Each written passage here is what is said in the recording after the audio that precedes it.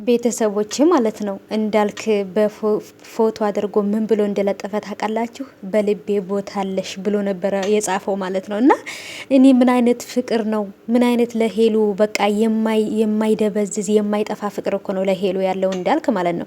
እና ደግሞ አንዳንድ ቪዲዮችን እያስገባው በምሰራበት የቆየ ቪዲዮ ነው አትዋሺ ምናምን የምትሉ ኮሜንት ላይ እኔ የምናገረውን እንጂ እናንተ ቪዲዮውን ምን አሳያችሁ ማለት ነው። እኔ እኮ ምኞት ነው የተመኘሁት እና በቃ ያላቸውን ፍቅር በፊት ላይ የነበራቸውን እንዳልክና ሄሎ የነበራቸውን የፍቅር ጊዜ ምናምን አንዳንድ ነገሮች ነው የማሳያችሁ ማለት ነው። ምክንያቱም ቢሆን ብዬ የምመኘውን ነገር ነው። ምኞት አይከለከልም። ህልም ተፈርቶ ሳይተኛ አይታደርም። ስለዚህ በቃ ምኞት ነው እየተመኙ ያሉት። እናንተም ከፈለጋችሁ ተመኙላቸው፣ ካልተመቻችሁ ግን መተው ትችላላችሁ ማለት ነው። እና ሰላም ውድ የተከበራችሁ የቻናሌ ተከታታዮች እንዴት ናችሁልኝ? ከኔ ጋር ሁሉ ሰላም ነው የኔ ማሮች፣ የኔ ጣፋጮች፣ የኔ ስኳሮች ማለት ነው። እና እንዴት ናችሁ? ሰላማችሁ ብዝት ይበልልኝ ባላችሁበት፣ ፈጣሪ ይጠብቃችሁ ከመጥፎ ነገር ውድ እህቶቼ።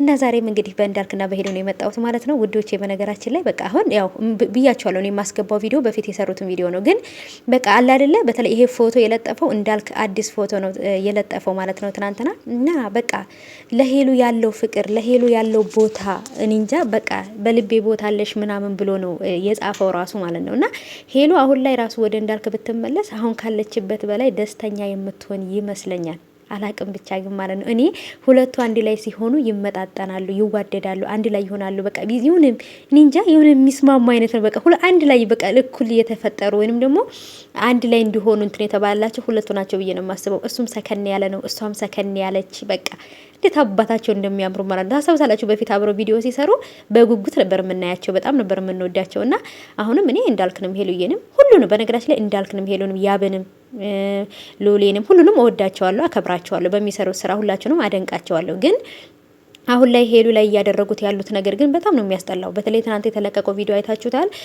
በጣም ነው የሚደብረው ማለት በቤቷ እየጎተተ ምናምን ልውል ከቤት ካልወጣሽ እያለ በቃ ባጭሩ በግዴታ ያብ ጋር ካልታረቅሽ እንደማለት ነው ማለት ነው። ይህ ነገር ደግሞ መሆን የለበትም። ምክንያቱም እሷ ፈልጋና አምናበት ካልሆነ በቀር በጣም ከባድ ነው። ከዚህ ነገር ውስጥ በቃ እንዳልክዬ መጥቶ ከዚህ ካለችበት ነገር ውስጥ ቢያወጣት በቃ እሷም ይቅርታ አድርጋለት እሱም ይቅርታ በቃ ብሎ በሚዲያ ሁሉ ይቅርታ ጠይቋል። እና አብሮ ቢሆኑ በጣም ደስ ይለኛል። እኔና ሄሉና እንዳልክ አንድ ላይ የሚሆኑበትን ቀን በጉጉት ነው የምጠብቀው ማለት ነው። በፊት ላይ አብረው ሲሰሩ ስትመጣ እኮ አበባ ይዞ ነው የሚቀበላት። እንደዚህ በቃ ኮስተር ብላ የመጣችው ልጅ እሱ ጋር ስትደርስ እንደዚህ ነበር የምትስቀው ማለት ነው። በጣም ነበር ደስተኛ የምትሆነው እሱ ጋር እያለች። እና አሁን ግን እነዚህ ጋር በቃ እነዚህ የተምታታባቸው ሰዎች ጋር ሆነ ተምታታባት እሷ ራሱ። ጭራሽ ደግሞ ያናደደችን ሴቷ ናት። ያብ እንዳለቅስ አልፈልግም፣ ስለዚህ ይቅርታ አድርገሽለት አብረሽ መኖር አለብሽ ብላ አላለች መሰላችሁ? ዱቄታም እሷ እንደፈለገች ነው መሆን የምትችለው እንጂ እሷ እንዳለቻት አይደለም።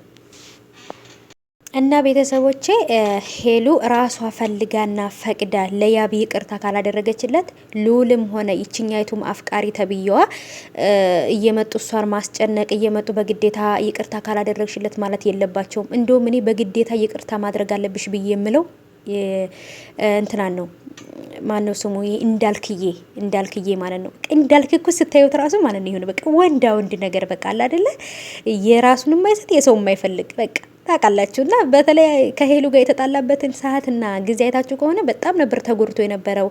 በጣም በሀሳብ በጭንቀት ራሱ መኪና አደጋ ደርሶበት ነበር። ይሄ ሁሉ ነገር የሆነው ሄሉ ጋራ በራሱ ጥፋት ሄሉን ስላጣት ነበር። አሁን ግን ሄሉን ቢያገኛት እንደ እንቁላል ነው ተንከባክቦ የሚይዛት። በፊት ራሱ እውነት ለመናገር እሱ ጋር እያለች በጣም ደስተኛ ነበረችና ያብም ጋር የተወሰነ ጊዜ ደስተኛ ከሆኑ በኋላ ደግሞ ድጋሚ እሱ በሷ ላይ ሴት መደረብ ጀመረ። ይሄ ነው ከያብ ጋራ ችግር ያለበት ማለት ነው።